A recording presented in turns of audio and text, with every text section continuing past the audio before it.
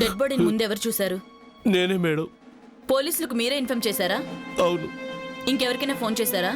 ముందు హాస్పిటల్కి కాల్ చేశాను, తర్వాత పోలీసులకు ఫోన్ చేశాను. అంటే మీరు వచ్చేటప్పటికి తను ప్రాణాలతోనే ఉందా? నేను వచ్చేటప్పటికి తను అచేతనంగా పడి ఉంది.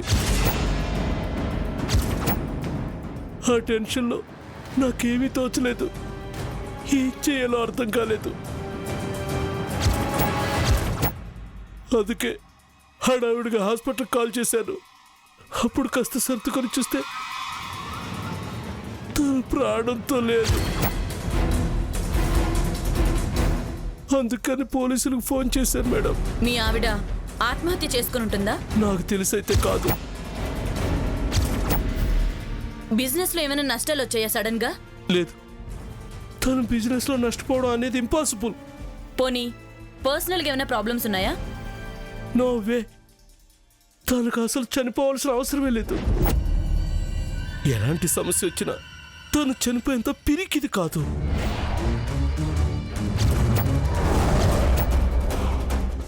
మీకు పెళ్ళై ఎన్నేళ్ళైంది?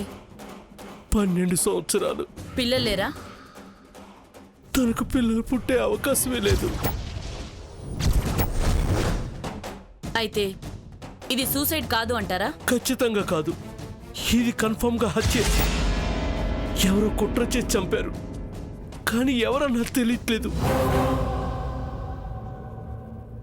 మేడం, ఈవిని చూసినప్పుడు అనుకున్నాం కదా ఇంత పొగరేంటని. ఈవిడకున్న నోడుదులకి చాలా మంది శత్రువులు ఉండుంటారు. సరే, అసలు చంపింది ఎవరో మనకు తెలియాలి కదా. అయినా చంపింది ఎవరో తెలియదు కదా. ఈవెన్ తిట్టోళ్ళందరిని పిలవాలంటే మన స్టేషన్ సరిపోదేమో మేడం. ఏయ్, ఆవిడ చనిపోయారు, ఇలా మాట్లాడడం పద్ధతి కాదు. అయినా మన డ్యూటీ ఏంటి? ఎంక్వైరీ చేసి ఎవరు చేశారో కనుక్కోవడం మాత్రమే. Sorry madam.